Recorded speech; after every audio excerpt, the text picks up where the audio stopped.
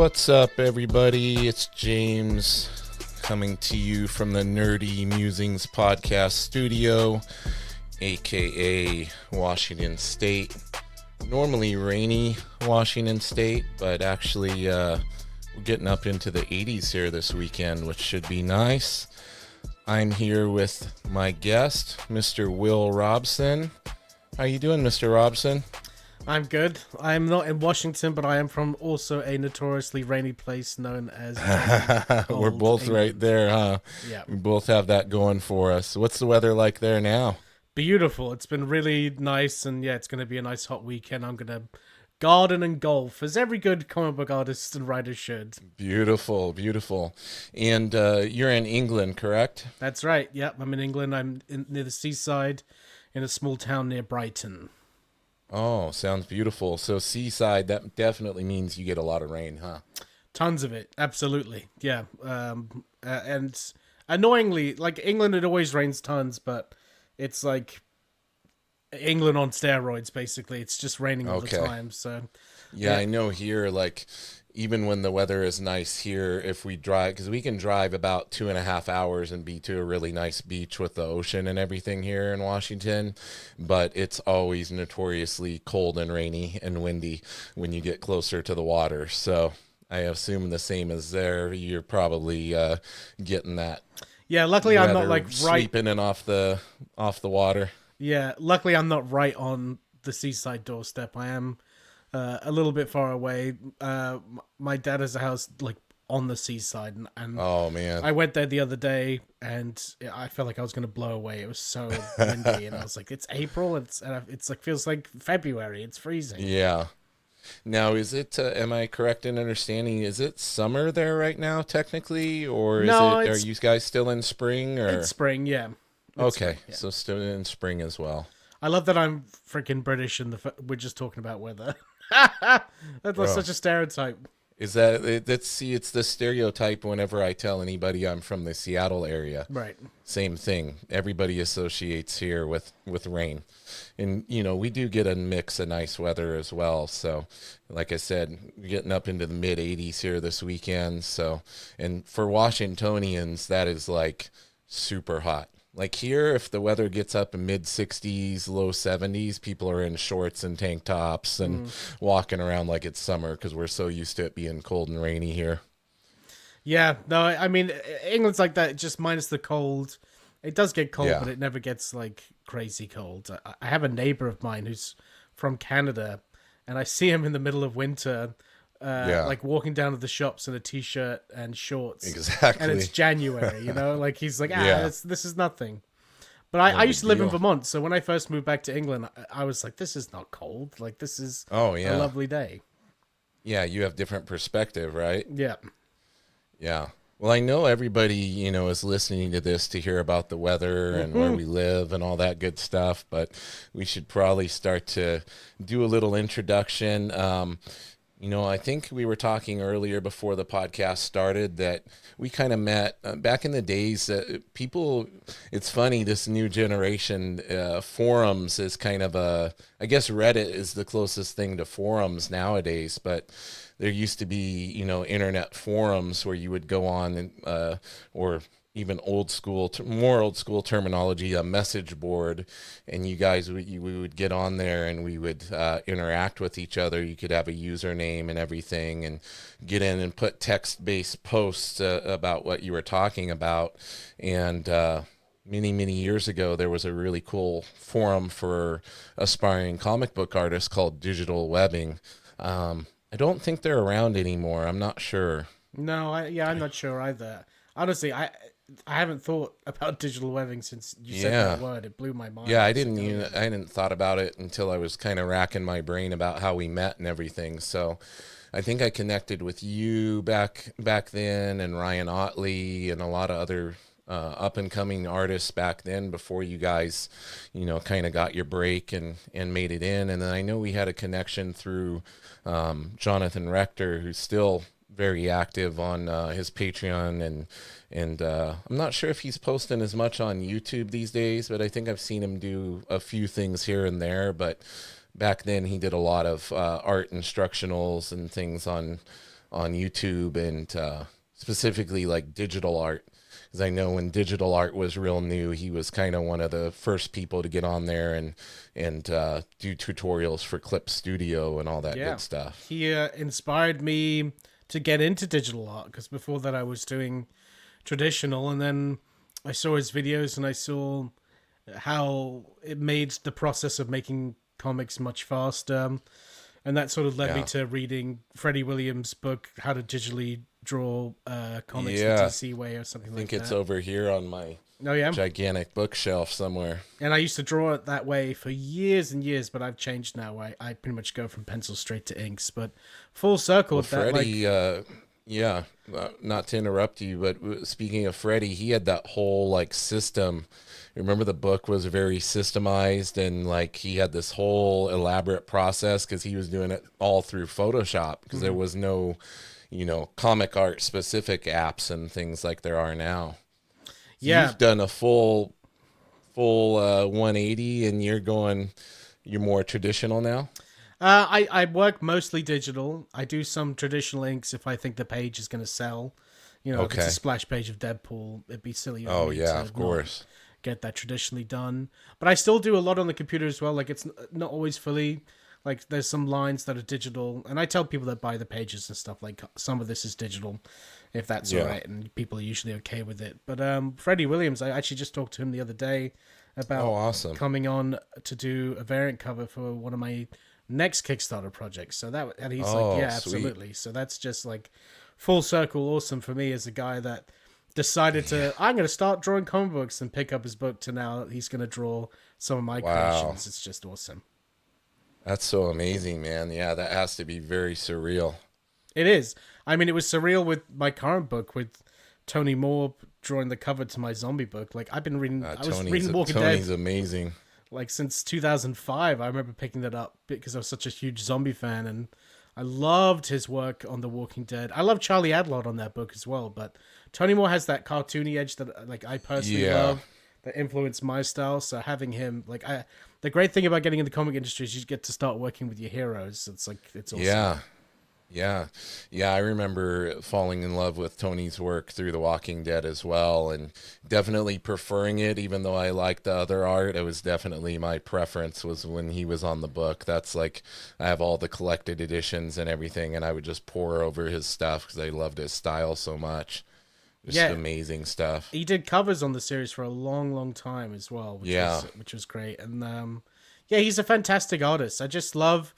it was Greg Capullo that made me go, I want to be a comic book artist. Yeah. When he was doing Batman New 52, I went into a comic book store when I was at film school and I saw that book and I was like, I want to do this. This is awesome. Like, I love it. And it's just that really great balance of cartoony, like kind of like Mad Magazine-y, Looney Tunes-y, but also just like with a super sleek and like really well lit noir look. Like that's just my jam, Yeah, it's funny, this is not the first time that Greg's work has come up on this podcast. He's definitely inspired a lot of us, and I know for me, like even back in the days when he was first on Spawn and developing his style into more like what he is now. Because it's funny to look at his old X-Men work. He was like very different, very different. And then when he connected with Todd and everything, he saw him start to adapt more of that cartoony style and just evolve like crazy.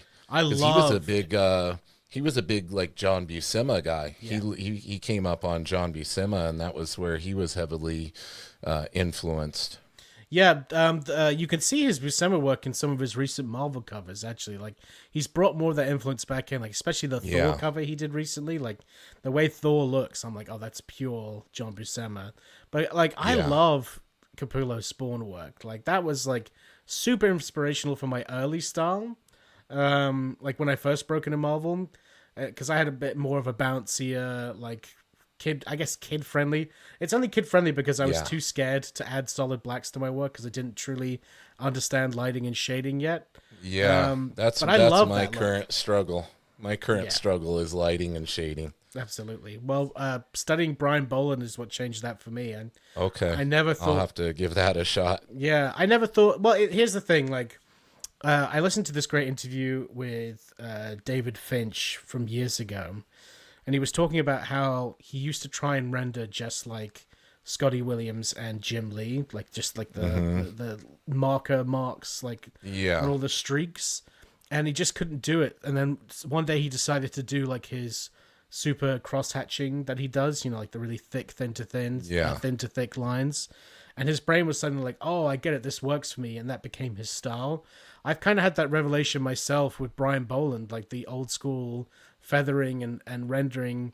I applied it to my work when I was doing some horror stuff, and I was like, oh, I get it. Oh, rendering and lighting. Oh my god, it all makes sense now. Like, it just finally takes works. that one light bulb, that one light bulb moment, or seeing. It's funny how you can see something, or even that, people can tell you the same thing like 10 times, but that one person says it in a certain way that resonates with you. It's the same thing with seeing something like that and just having it click all of a sudden. Well, that's the freaking annoying thing about art, is that like that's It really how is. it works. Like it's anybody can just say you do it this way, and you just don't understand it. And then years later you hear it and you're like, well, obviously, yes, that's the way you should be doing it. It's like, oh, it's so difficult. Like I have a lot of students. Well, I run a Patreon where I'm helping out aspiring comic book artists like with their work, and I work one-on-one with them to teach them. Like they'll send me their work. I'll do draw overs and stuff like that. And a couple of them are like, oh, I want to like go straight into heads. And I'm like, no, you got to sit down and draw like cubes and cylinders for like weeks and weeks. Get your brain used to drawing in 3D and stuff. And it's I love seeing like the people get slowly and slowly better, and also realizing that this stuff takes time. Like it's not like, okay, I've drawn a page of cubes and cylinders. What's next? It's like another page of cubes and cylinders, like for a long time. Yeah, in the longer you do it, I'm a hobbyist kind of artist. I've been drawing a long time, and recently I've been trying to buckle down and get even more serious about it and get better. I have some stuff. I actually just did Ryan Benjamin, one of his workshops, did a 2-week long course with him, and having him critique our work like crazy and everything. And it's funny how everything comes back to the basic forms. Yeah. And it's so true. Every drawing book that's on this shelf starts out with that, and we all skip over that part. Absolutely. And want to get to the cool drawing. Well, here's what worked for me when I decided, hey, I'm going to really learn how to draw. I got on John Rector's recommendation, Michael Hampton's Figure Drawing Design and Invention, which to me was the book that made sense, right? Like I'd seen Loomis, and I'd seen who's the Ogarth. Yep. And all this stuff, and who's the other big one? Bridgman. Thank you. Bridgman goes completely over my head. Still to this day, I look at his work, and I just don't understand it, and that's okay. It's like Bridgman's like looking at like schematics, or architecture drawings or something. It's crazy. I know Jim Lee got a lot out of it, but I struggle with it. But Hampton really worked for me because he color coded all the muscles so I could see them. I was like, oh, so this is how it looks from that side and this side. But what I did with that book is I did not skip a chapter until I fully understood it. And like, obviously I'm never going to fully understand it. If I did, I'd be drawing as good as Michael Hampton. But I got it to, I didn't skip a chapter until I could like draw from my memory, like the prompt that I had to do, and understand the words that were being said. And it was always so rewarding to be like, okay, tonight I get to move on to the next chapter because I'm like ready to do it. But then I would go back, and if I didn't remember that stuff, then I'd have to go back a few chapters. And that really helped me finally get a grasp of like form, figure drawing, proportions, like all that stuff. It was the shading and the lighting that took me a really long time. And honestly, I think the only thing that made me better at that was just practice at drawing form for Marvel, for DC, all that stuff, until my brain finally was like, you got this now. You can handle this. Yeah, and it's funny. It goes right back to what we were saying before. Like, you found that book that resonated and clicked with you with the Michael Hampton book? I know, like Jim Lee, when you talk about, for him, it's Bridgman. Yeah.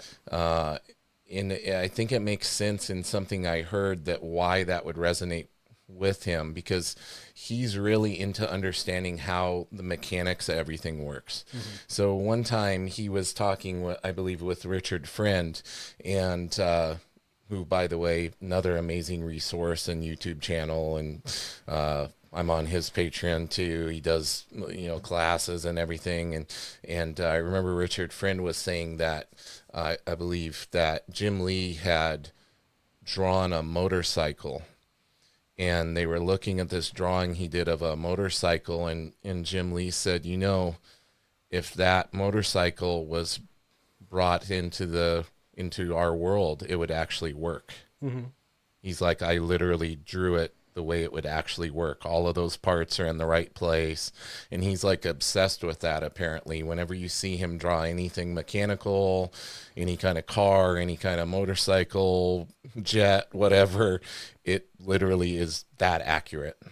So is that true? Because I've heard Jim Lee say, which I've applied to my own work, he's like, it takes three things to make because I remember him saying something like, it doesn't need to be super duper accurate. It just needs things in place for your brain to say that's a motorcycle, right? Like, so he's like, what is a motorcycle? Two wheels, handles, like all that stuff. And he did it with cars and for him, as well. He's obsessed with, if he's trying to make it look real world, he wants it to actually be functional. Right. Okay. It's like his thing. He's not saying that we need to do that, but he's saying it drives him nuts if he draws something like that, like a Harley Davidson, and you couldn't literally be a Harley Davidson nut and look at it and go, oh crap, he's drawn everything properly. Right. So that's like his little, maybe it's an OCD thing. It could be, yeah. Who knows? I mean, he's Jim Lee, he's friggin' Jim Lee, right? Like, I mean, we could spend a whole podcast on Jim Lee. Yeah, I used to hate his art, but I think it was just resentment. I love Jim Lee's work now. Yeah, it's funny how that works, right? You look at any of my Batman work, like you can see my Jim Lee influence in there. That's for sure. Speaking of somebody's art that I didn't grow an appreciation for until recently, Jack Kirby. Mm-hmm. I hated Jack Kirby art coming up. I was like, I'm like, I don't get it. I don't get what people are talking about. Like, what's so great about this? And now recently I'm like, oh, I'm seeing some of the things with the composition and his blocking of figures and in the storytelling and how he's balancing his lights and shadows and things. And I'm like, oh, he's basically doing, what is it? Not surrealism. What's the one where you can draw it correctly, but you're choosing to draw it? Impressionism? Is it impressionism? Expressionism? I don't know. Yeah, I think it might be impressionism or something. Yeah, it's one of the isms, and I'm like, oh, that's what he's doing. Because then you go look at his work from the 40s, and he's literally drawing proper figures, proper faces, and you're like, oh, okay, so he can do it. He just was choosing to go this path. Well, the dude understood the business that you got to get page done a day, but he was getting 3 pages done a day. Can you believe that he started from the left corner of the page and just without laying anything out? Yep. Went down to the right side. That's crazy. Yeah, he was literally doing the Kim Jong-gi thing. Yeah, that's true. Way back then, just because of how his brain worked, apparently. And look, it's a rite of passage for every artist to look at Jack Kirby at first and not get it, and then eventually realize how good it is. It's like that happened to me. That happens to everybody that I've known. It's just it always happens. Yeah, I remember hearing one artist talking about how they were talking to another, very well-known pro artist, and he was bashing on Jack Kirby, and they were like, yeah, but could you capture the energy and do what he did right there? Like, would you be able to do it in that way and grab people? And the guy was like, well, probably not. He's like, well, okay, then there's something to this. You know? I mean, I use Kirby Crackle today, right? yeah, he invented that energy, look that people use in comics Yes. today. I mean, yeah, absolute legend, and we get like, I was a big John Byrne fan when I was learning how to draw. Also John Romita Jr. And who was the other? Oh, John Byrne as well. Like, I loved '90s art, and that's what I grew up on. And I was a big Greg Capullo fan. I wanted to draw just like Greg Capullo, but I always look. It's like when I was a musician, I'd always look at my favorite artists and be like, well, who influenced them? And then I would go see them, like, and look at their art and be like, oh, I love this, so I can get why the person I love loves this, and then I can learn from the original source. So I did the same thing with comic book art. Yeah. Now, as far as your start in your journey with art, I know seeing you were going to, you said film school, and then you saw the Greg Capullo work on Batman New 52 and all that, and that kind of was your branch where you decided that was something you wanted to explore. But prior to that, I know music, film, all of that, these are all artistic ventures and things. Were you into drawing and that type of thing when you were younger, like prior to all that stuff? Absolutely. I mean, I grew up, me and my brother drew all the time, drawing superheroes.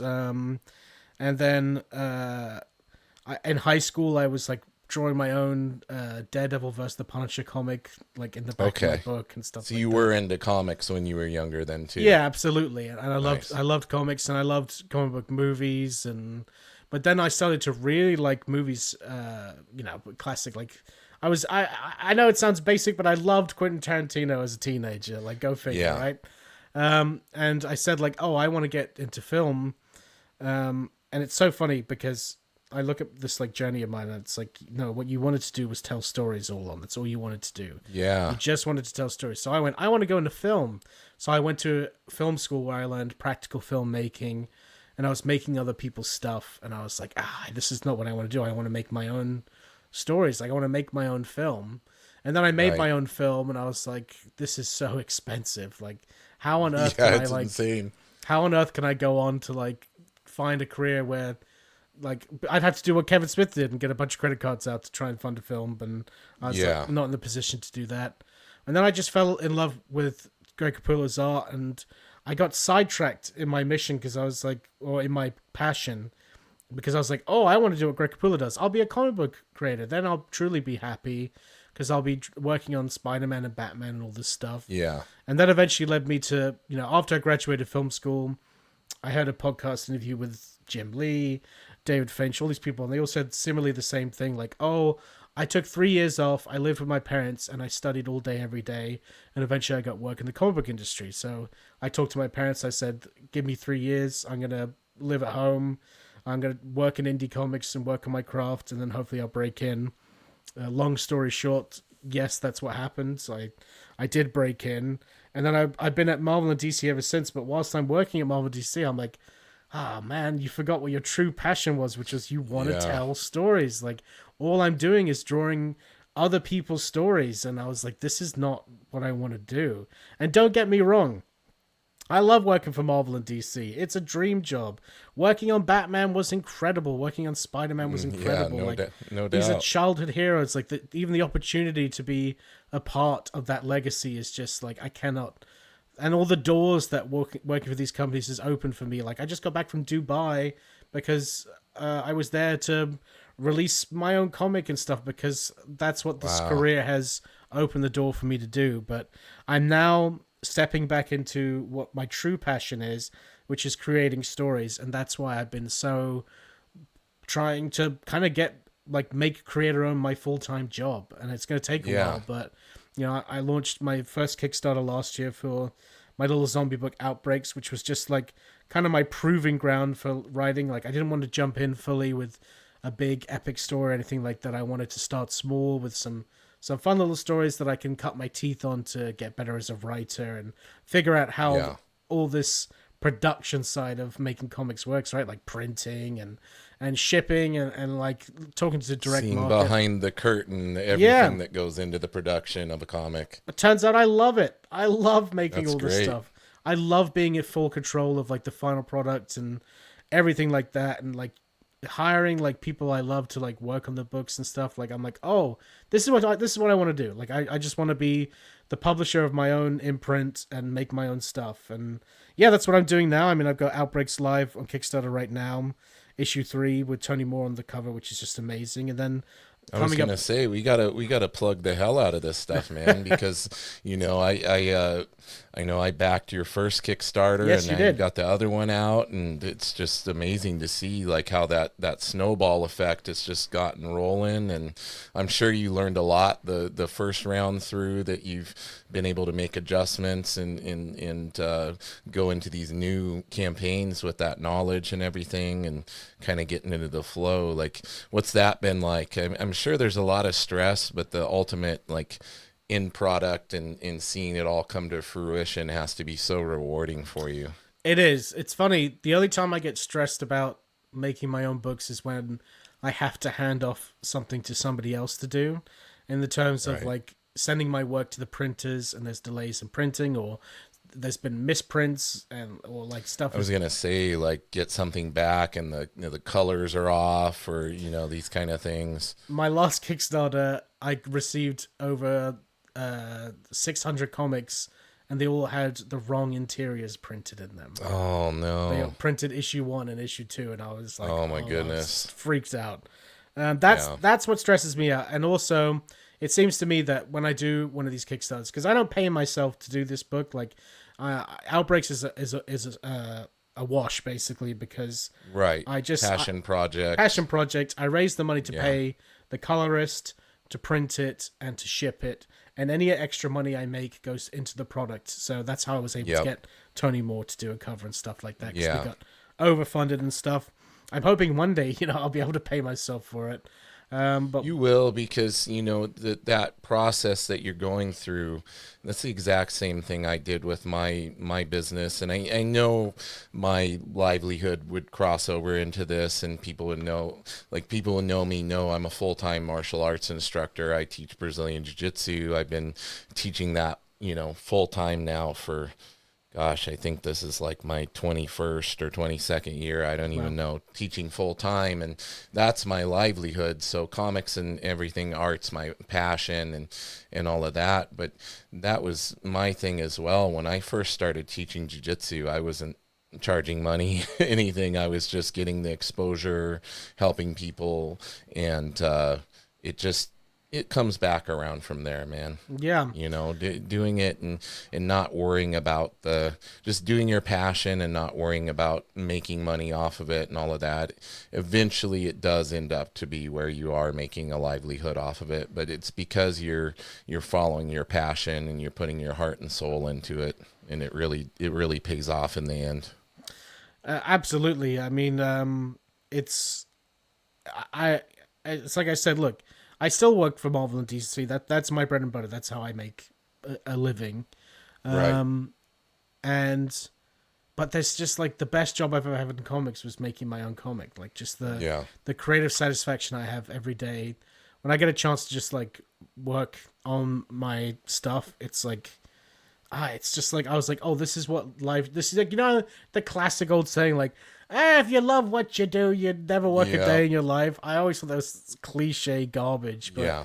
when I am working on my own stuff, it feels that way. Like I'm like, okay, Yeah. this cover needs to get done. I'm like, I don't feel like I'm working. I'm just like having fun putting together the cover for my books. So Yeah. In the I- business side, that's the part that's the work. Like what you're talking about, dealing with the production mistakes and all these different things. That's the work part. Like me just going and teaching jiu-jitsu, that's the easy part. Yeah. Running the business side, the behind the scenes, like all of that, that's work, quote unquote, but it's still within your passion, so it's like totally worth it. And any of that stress is mitigated by the fact that you're getting to do what you love, as your livelihood.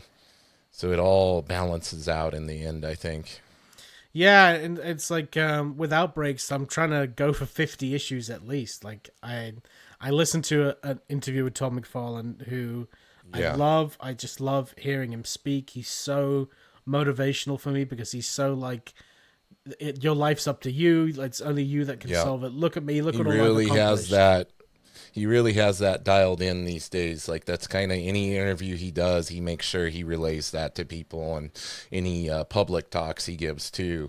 And I think that's really cool that he's kind of passing that on and basically tells people, prove me wrong. He's always just been such a motivational and inspiring figure within the comic world. In my experience, I got the benefit of actually working at the comic book shop that he co-owned when I was a kid, and he would come out and do signings, and I would get to sit there with him, and he was always just very positive, very supportive guy. Very down to earth for the level of celebrity he had, especially back then in the image boom and everything. Well, he did a con when he was a kid where Stan Lee was at the convention, and Stanley in his eyes was this big celebrity, like, oh my God, it's Stan Lee. Yeah. And he's like, oh, Stanley, I'm so like happy to meet you. And he's like, oh, well, why don't you sit with me for the convention and we'll talk. And he watched as Stanley like treated every fan with respect, and when he was respectful to Todd. And he said that changed his life. Like, he's like, if I ever become famous, that's how I'm going to treat people. And right. And he's true to his word. Like, I only hear, unless you're doing business with the guy and you're on the wrong end of the stick, like, I think everyone has nothing but nice stuff to say about him. I had the pleasure of working with him, and it was one of the best experiences I've ever had in comics. It was amazing. That's amazing. You did what? Was it Spawn Kills Everyone 2? Was that That's what right. you worked on? Yeah. That was awesome stuff. It was so cool because I knew what a huge fan of his you are, and to see you get to work with him was just like so special. Oh, it was I'm crazy. like, wow, he's actually doing it. He's getting to work with the Todd father. That's the power of the blind email, right? Like, I was on my first Marvel series, Great Lakes Avengers, and it just got canceled, and I was like, oh, I've just committed to moving into like the house, and I'm full in on Marvel. I was like, oh my God, am I not going to be a comic book artist anymore? Like, I was panicking and stuff. So I recently did a cover for Great Lakes Avengers where I drew the character Big Bertha, and that since the book was getting cancelled, they let me do anything I wanted, because usually I had to cover prompt. And I was like, I love Tom McFarlane. Can I do an homage to his Hulk cover where Hulk's ripping the Incredible Hulk text out the way, but it's Big Bertha? And they said, yeah, absolutely, that sounds great. I did that cover, and then I just typed like Todd at McFarlane Toys, Todd at like McFarlane, McFarlane T. Like, I sent all these emails out until one of them I heard go and send through, and I was like, man. I was like, oh, well, whatever. We'll see if anything happens. Yeah. And then like the next day, I had an email from one of his assistants being like, hey, we got this email from you. Todd wants to talk to you. Are you up for that? I was like, yeah, of course. Nice. And he said he wanted to do this Spawn book, and of course I said yes. And I remember he said, okay, well, Todd's going to call you on the phone. And I was like, okay. And like, I remember sitting there waiting for that call, like bricking it, like, oh my God, like my art hero is about to call me on the phone. And it rang and it picked up. And he said, hey, is this the world famous Will Robson I've been hearing all about? Which cracked me up, because I listened to an interview of Ryan Otley when he said he was doing Haunt. He went on the phone with Todd, and Todd said, hey, is this the world famous Ryan Otley I've been hearing about? So I laughed, because I was like, oh, that's like his shtick. That's what he does. Yeah. And I went, you're damn right it is. And he laughed. He's like, I love the confidence. Like, that's great. Usually people like get all sheepish and shy, but you came out with confidence. And then I said the most awkward thing, because I knew he was a baseball guy. I was like, put me in, coach. I'm ready to play. And there was like this long silence on the phone. I was like, oh no, I've embarrassed myself. And then he went, anyway, so I'm doing this book, and I think that you'd be good for it. Like, this is up. So yeah, that was great. And like, I used to get like emails from him being like, oh, I've had such a stressful day at the office, but your pages really cracked me up today, so thank you for that. Nice. Really special emails. And I've occasionally sent him my stuff. Like, even this year, I emailed him randomly with my most recent stuff, saying like, I'd love to do Spawn again. And he gave me like a little portfolio review, like on his personal email. Like, that's just like, he's Todd McFarlane, like, he does not need to do that. So he's just great. And like, because of the way he treats like his fans and stuff, like, that's exactly, I'm paying that forward. Yeah, it's a great example to follow. And definitely makes a difference. You know, it's definitely like you said, he wouldn't be doing what he was doing if it wasn't for the fans. So it's important to remember that, and it's cool that you're able to pay that forward in your interactions that you have now. Do you end up doing a lot of conventions over there in England, or do you travel abroad to do conventions now? What have you been doing lately with that? So I only go to conventions that I'm invited to. Right. If I have to put myself up and pay for everything, I don't like the anxiety of like, oh, I hope I No. sell like a page or a commission to do stuff. Yeah. I mean, I always do, but I just don't like that anxiety. So now I only go if I'm invited, and I've started this great relationship with this comic book store out in Dubai, of all places that I never thought I'd travel to in my Wow. lifetime. And I've gone a few times now. It's this place called Comic Cave, and it's this Okay. huge comic book store with like life-size Iron Mans, like Wow. suits, and like sections where it's like the Hall of Justice and like all this amazing stuff, and they have all the statues and comics and toys you could ever dream about. Like, funny enough, like half the nerdy stuff in my office now is like gifted from them. Like Oh, that's I never amazing. had any of this stuff. Now I've got like Walking Dead hot toys and like all this ridiculous stuff because of them. But they're awesome, and you know they've been really supportive of Outbreaks as well, and really supportive of all my creator owned. And that whole country is like really into creator owned. Like I'll sit there. And they're like, "Oh, you did Marvel and DC stuff." I'm like, "Yeah, yeah." But then I go, "But this is my book." They're like, "Oh, you created this? Oh, I want to get this." And I Yeah. found that really interesting.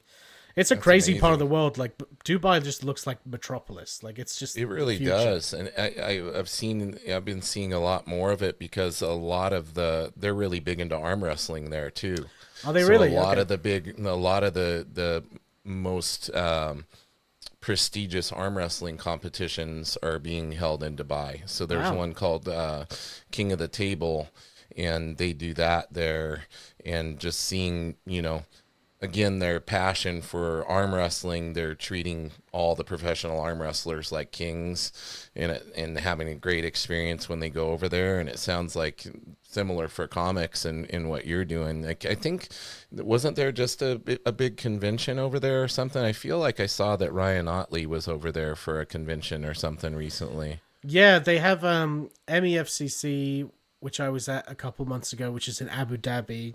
But they have a bunch of different conventions, and yeah, they get top Yeah, talent out there I and always stuff. mix up Abu Dhabi and Dubai. Right, I know it's Abu all Dhabi has UAE. similar stuff there, but yeah, I'm pretty sure Dubai is where the King of the Table event is held, and yeah, it's so cool to see just how all these different things spreading to different parts of the world and everything. Well, the great thing about I have to always say like the best thing about working at Marvel and DC and stuff, and like as I said before, I love.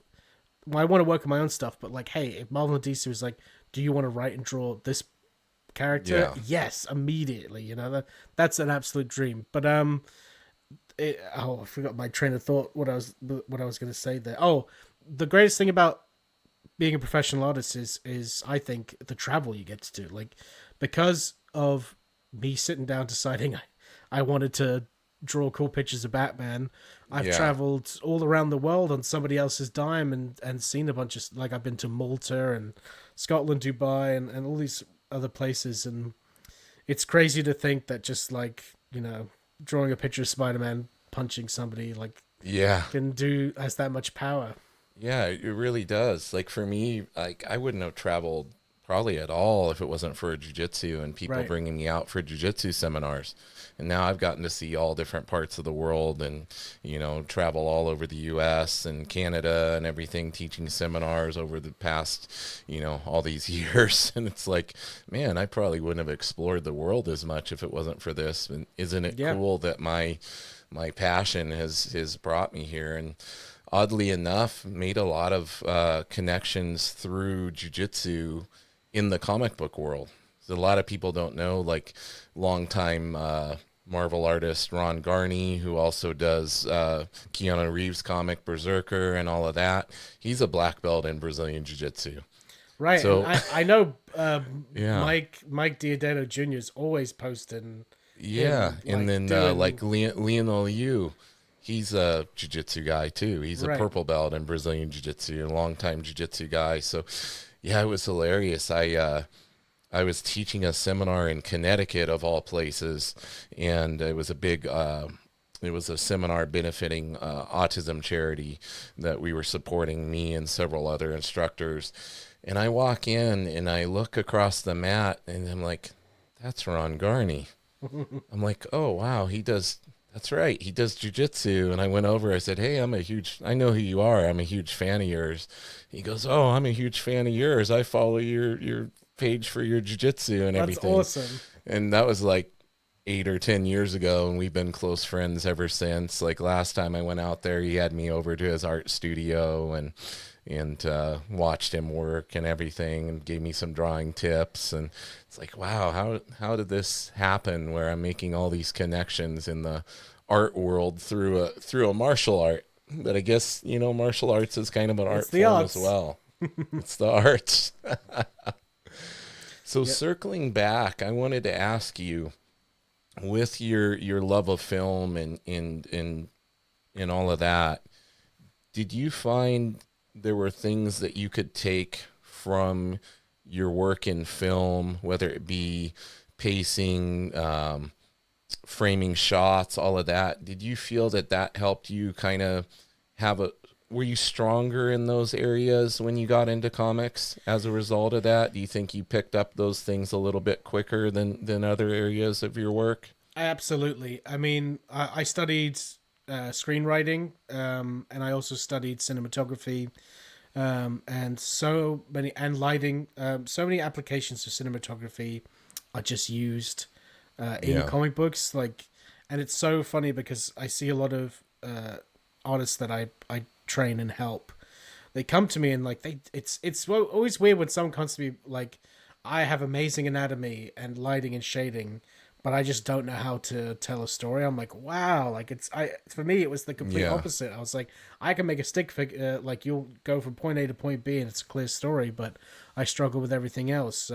Right. Absolutely, there's so many cinematography techniques in comics that not enough people talk about. There's what's it called? Like the rule of thirds. No, not the rule of Mm-hmm. threes. The rule of threes is a comedy technique or a horror technique where something has to always happen in threes. Like that's a writing Right. technique. But the rule of thirds is it's so simple.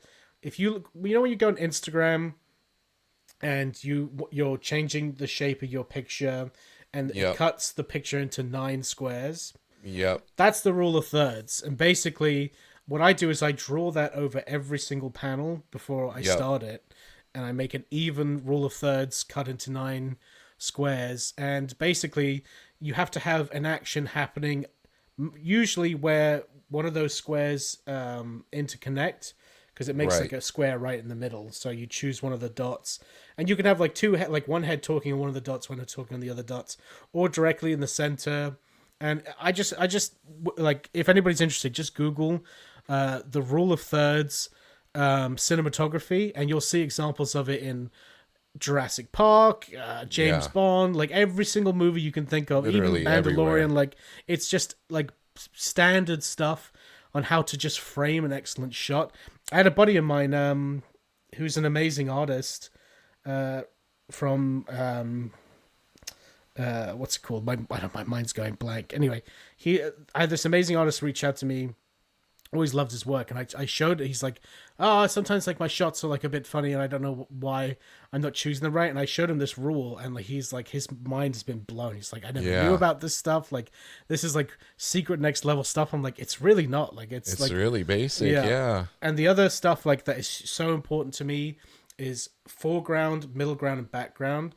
So many people Right. draw just in the middle ground, where every eye, like the person's in the middle ground, and the person they're talking to is in the middle ground, and so is like a trash can or whatever. Like everything is just on one plane, so it's a Yeah. flat image. But with comics, you've got to create that depth, right? That's why Jack Kirby was the master of forced Oh perspective yeah. and stuff like that. I always like to do like 100%.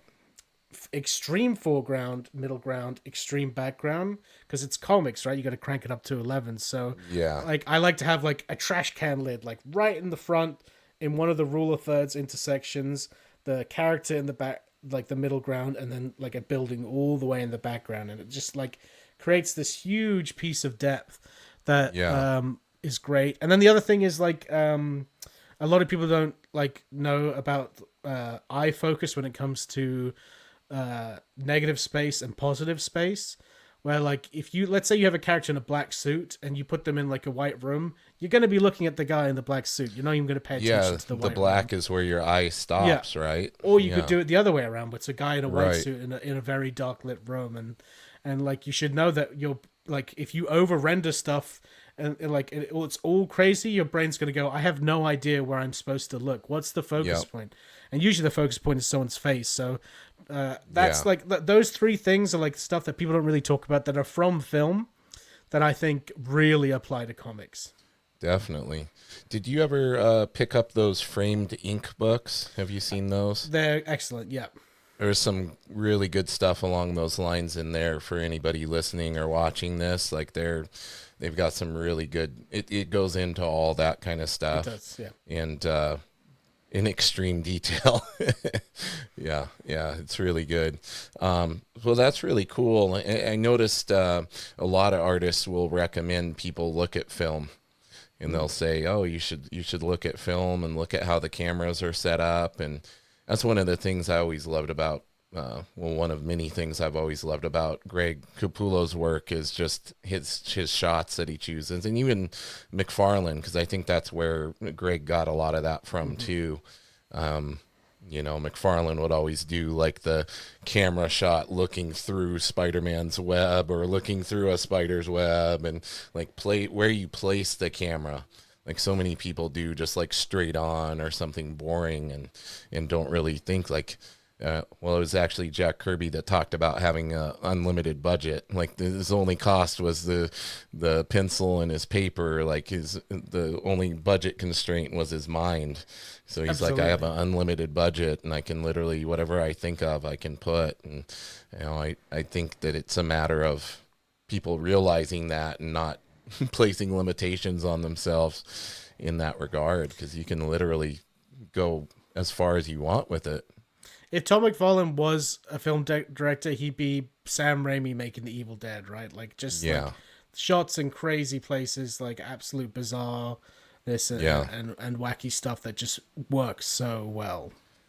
Yeah, and I know he was really wanting to direct the new Spawn movie. I don't know where everything's at with that. Like, of course, I'm excited about anything Spawn that comes out. I even like the original one. I'm like, yeah, me too. I enjoyed it. Yeah, I won't lie about it. Point. I know people crap on it all the time, but I really enjoyed it. That film was directed by one of the guys who originally worked on most of the special effects for Jurassic Park, which I thought was interesting. But yeah, like I think was that Spaz guy? His nickname Spaz, or was it one of the other guys? It was okay. It was a different guy. I know the guy you're talking about because I watched the documentary stuff. Yeah, the Light and Magic documentary. Yeah. Todd, I think I've heard him talk about the film. He's like waiting on Hollywood. I know he's got the guy who is writing, like who wrote Joker and something else, is writing the script, which doesn't give me hope personally because I didn't enjoy those films personally. I know that he also said if Hollywood keeps dragging their feet, I'm just going to make it myself, which I kind of hope he does, because that's classic Todd right there. Being like, exactly. Screw your system. I'm going to do it my way. Just like with the toys, Yeah, and I've seen him recently, and the comics as well.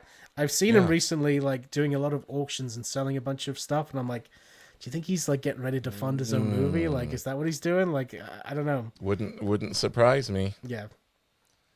Dude, he could even do crowdfunding and make an insane amount. You know how many of us would support that? Many of us. Absolutely. Anybody in our age range would. yeah, absolutely. Anybody who came up on McFarlane would be putting all their spare pennies towards that. We all want to see Todd succeed when he's out there doing his own thing, because it's the best. Yeah. Well, we've kind of talked about some of your past influence and everything. Who's some people, like kind of current people or up and coming people whose work inspires you?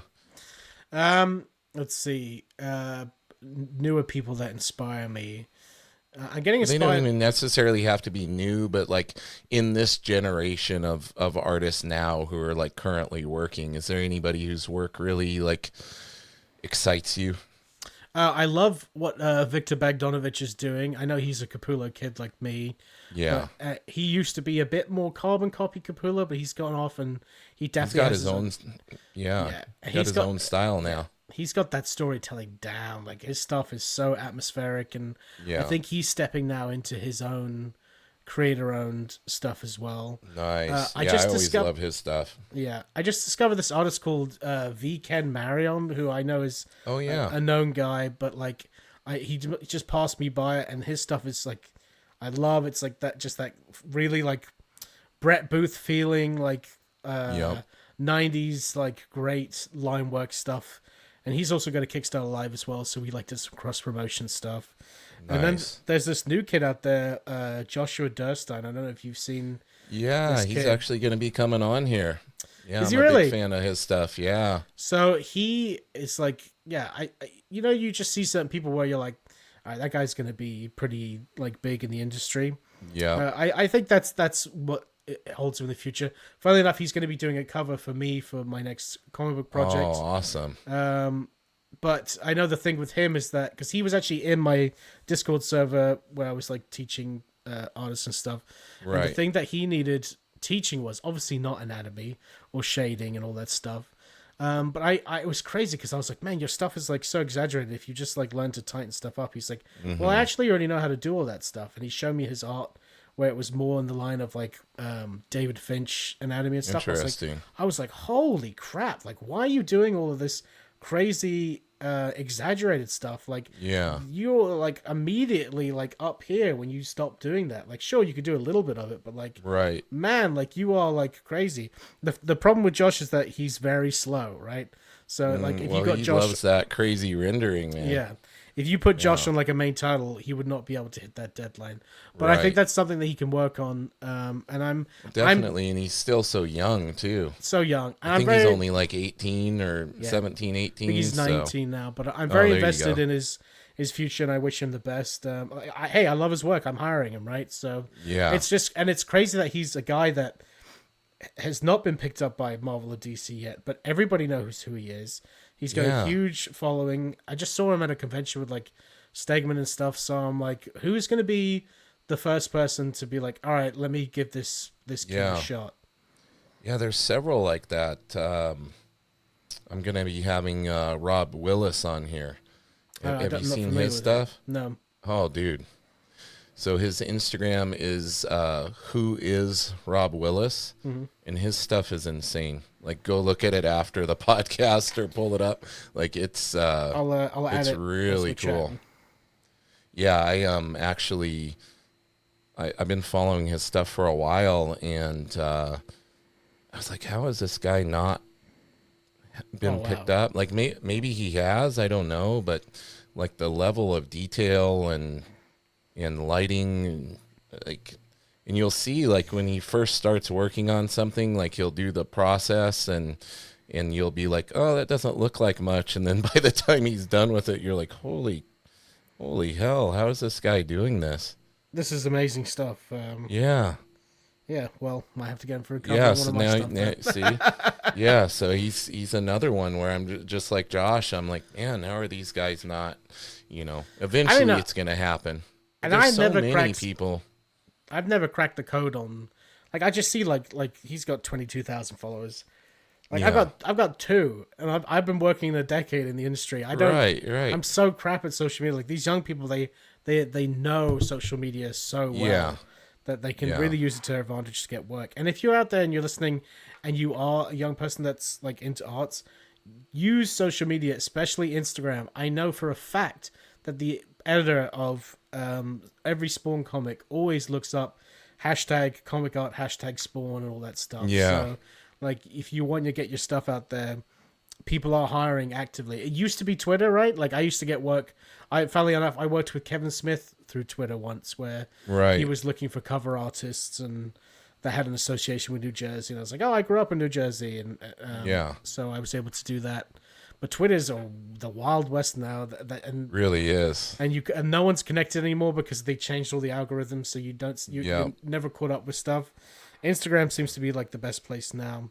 Yeah, like Yeah, I'm a part of this generation where I don't know too many of my peers that are the same age as me. I'm 33 going on 34 now. Oh, you're still a baby. I broke it when I was 26, but there's Yeah. this new younger generation coming in, and they're crazy good at drawing. And They are. I'm like, what is going on? Like, there's just like something in the water where these kids. Well, I think that, you know, we nowadays they have so many more wonderful resources available to them. Yeah. At their fingertips too, if they really put their nose to the grindstone. That's true. Like, I mean, just think if back when we were first getting into drawing, like for me, I remember just like hoarding those comic book greats VHS tapes because you got I still to watch see them like on YouTube.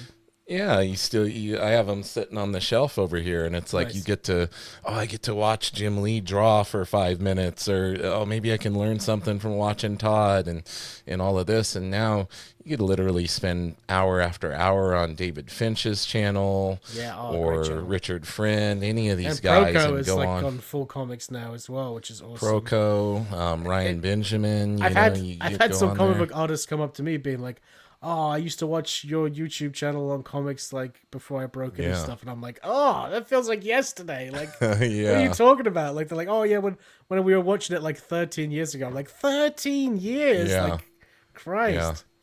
I had a moment last night with one of my new jiu-jitsu students. He was looking in the lobby at some of my medals and pictures from when I won my first world championship, and he looks at the medal and he goes, "Oh, 2015, I was 10 years old." Yeah.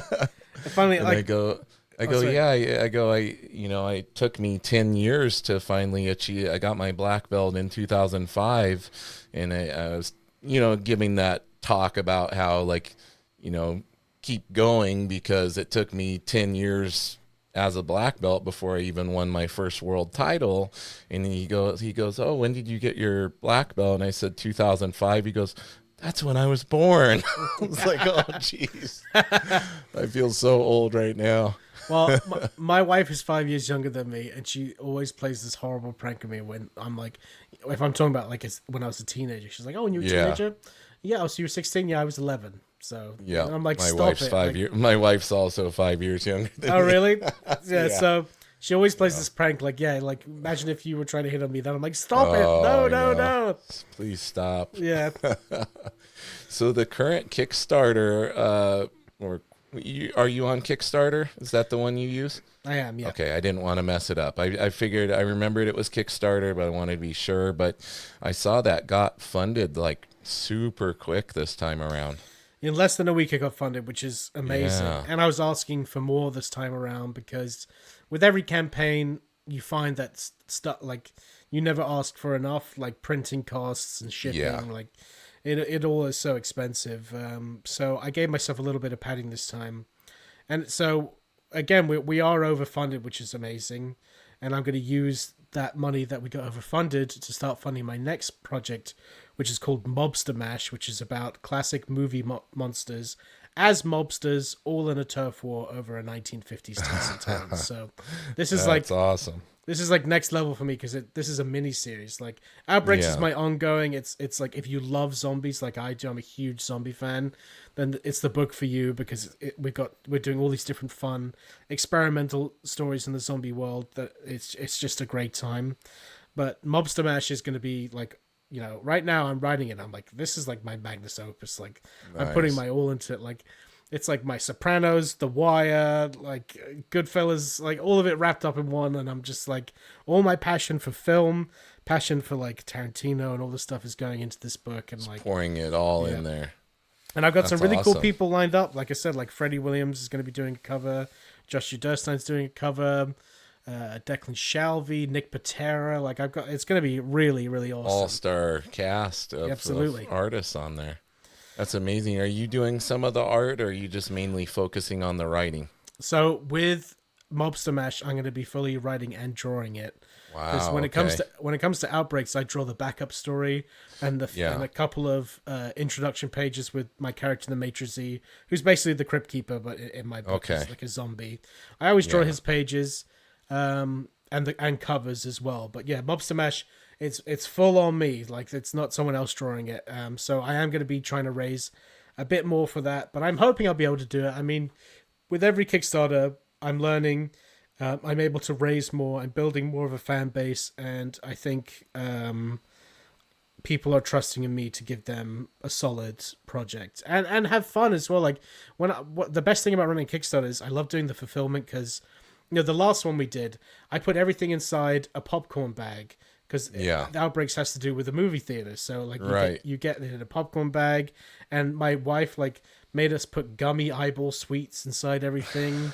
Like I remember getting that. Awesome. Oh yeah. You got the lollipop. Yeah. Just fun. Like we try to make and all like now like the stickers on the back of the book, they're all like the Outbreaks logo and stuff. So it's all just like a big brand, like, and fun. And I've had lots of people reach out to me being like, "Oh, I really enjoyed this packaging." But that was something that I learned from a great podcast called Comics Launch, and that's Comics with an X, with Tyler James, who runs Comics Tribe.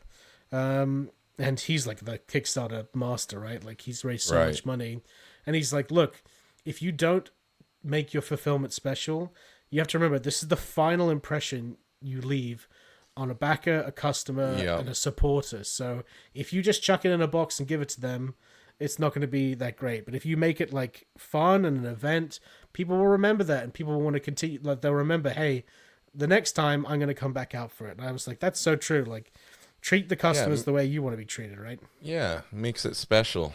Makes it unique from something that you can get just going into a comic shop too.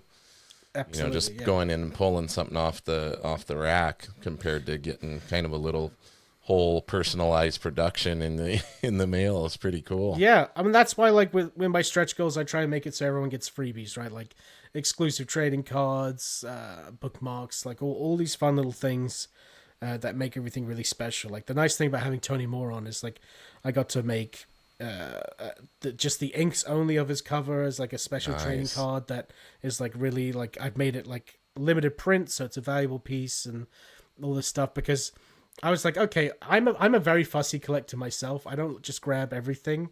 I'm very particular about what I like. So I was like, if I was trying to sell Outbreaks to me, why would I decide to pick up these extra things? Well, this is like limited. This is a trading card game sticker, like all the stuff. I was like, all the stuff that you would like, variant covers that have homages to PlayStation 1, video games like from your childhood, nostalgia, like all this stuff. Like, so that's, I've tried to pinpoint all of my work to my tastes, and I hope that people have the same taste as me, basically. Well, I think that the fact that it got funded so quick shows that you have a lot of people into it and a lot of people that support you, which is saying a lot. I think that's very cool. From the time that you get a campaign fully funded and everything, how quickly does the process start of production and everything? Is it a pretty, now that you've done it a couple of times, is it a pretty quick process for you, getting it a little more streamlined as far as fulfillment and production and all that kind of stuff? It's slow, and that's because I don't pay myself, so it's just free time that I have time to put it together. But that's all laid out in the Kickstarter. Like I always say, this is going to probably take 4 to 5 months to be fulfilled. Yeah. Because basically what I do now is I wake up on a work day and I work on my own stuff until 12 o'clock. Whether it's Outbreaks, Mobster Mash, this, that, and the other, whatever I have to do. And then from 1 o'clock till 7 or 8, I work on client work, DC, Marvel, and all that type of stuff. So nice. If I could... You got a full day. Oh, yeah. I had a full day before that. It used to be... Yeah. I used to work, I've stopped taking on work at Marvel where I'm like on a main title because... it's just grueling deadlines and like I have no time for anything else. So I try and take on like anthology work or short stories here and there instead because it gives me more time to work on my own stuff. I make less money, but I'm taking one step closer to being a writer full time, which is what I truly want to do. So it takes a while. But yeah, it's a process. Like I'm hoping to get overfunded. Like I flat the whole book. I'm hoping one day to make enough where I could just pay someone to do that because that would save me hours of work. Tons of time. Flatting takes a long time. Like I flat a page of Outbreaks probably takes me about 2 hours. I'm really slow at flatting. I'm not very good at it. Yeah, it's a tedious process. Yeah. Like anything else when you care about it. Yeah, and then I got to draw the backup story for Outbreak, so I got to find time to fit that in and buy all the merchandise I need to buy. Like the last one, like I decided I wanted to make. As a kid, I loved Pokemon cards, and as an adult, I love playing Hearthstone and all the stuff Magic the Gathering. So I actually made like a booster pack that you can get. That it comes in like the classic the foil with like 10 cards. One of them's a shiny and all this stuff. But I had to find like a manufacturer to make that, and it was like a whole thing. And like it's a lot of work. But as I said, like if you love what you do, then you never work a day in your life. So. Absolutely. Well, Will, I appreciate you taking the time to do this, man. I would love to definitely have you on again. I feel like there's a ton of stuff we could have covered, but I know it's a bit later there than it is here, and I want to make sure to let you go.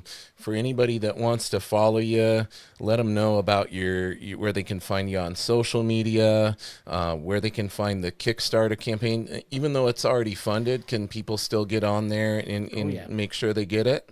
Absolutely. So, I mean, I need people more than ever to hit stretch goals and to help fund my next projects. Like the only reason I have Freddie Williams and Nick Patera and all this stuff on covers is because the Kickstarter keeps making money. So the sky's the limit. Like I'm going to get Art Adams one day to do a cover for me, baby. Oh, that would be amazing. I got to raise enough money for it, but I'm going to do it. Yeah. So yes, you can find me on Kickstarter. It's Outbreaks issues 1 through 3. You can go on any of my social media, which is at Robson Inc. And that's ROBSON, which is my last name. And then INK like Inkin.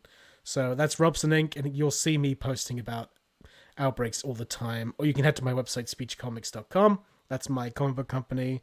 Or you can hear me on my own podcast, which is Batman the Animated Series podcast, which I co-host with my brother, where we interview guests and creators and voice actors, etc., that have worked on that show. So check that out. Very cool, and I'll make sure to include all that stuff in the show notes on the audio version, as well as in the description of the YouTube version, so people can find you on there. It's been great having you on. I really appreciate you. Hang out for a moment with me, and we'll rock out to this outro music by my friend. His name is Robert Griffin. He did this awesome music for me. He can be found on Instagram. It's at Your Dad's Comics. He's a comic seller as well. Great deals on his IG. Just a super solid dude and a very talented musician. So I'm gonna hit this outro. We can rock out for a moment, show off the dance moves.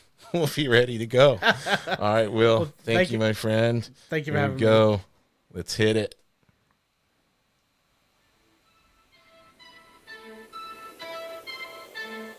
I guess we could, you remember voguing? Wasn't voguing, we could do like this kind of thing? Yeah. Raise the roof. Dropping. Or what's it? Jersey? Yeah, there you go. Jersey Shore, wasn't it the fist? Oh, yeah, fist the bump? fist bumping. Yeah. Yeah. Oh, my God. Awesome. I can't hear the music, but I'm sure that it's amazing. You can't hear it, but it's amazing. All right, so thank you, everybody. Will, you've been awesome. Everyone keep it nerdy. Until next time.